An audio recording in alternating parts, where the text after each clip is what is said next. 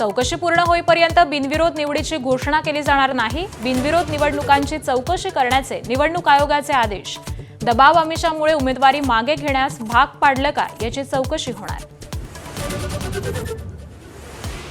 महापालिकेच्या मतदानाआधीच महायुतीचा विजयी गुलाल। भाजपचे 45, शिवसेनेचे 19, राष्ट्रवादीचे 2 उमेदवार बिनविरोध, तर 11 पालिकेतील 67 उमेदवार बिनविरोध।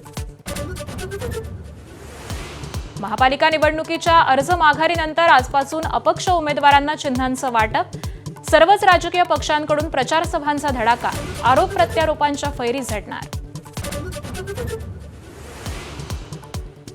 भाजप शिवसेना युतीचा आज मुंबईत प्रचाराचा नारळ फुटणार। मुख्यमंत्री देवेंद्र फडणवीस आणि उपमुख्यमंत्री एकनाथ शिंदे यांच्या उपस्थितीत आज वरळी डोम इथं सभा। बूथ प्रमुख, कार्यकर्ते आणि महायुतीतील सर्व प्रमुख नेत्यांची उपस्थिती।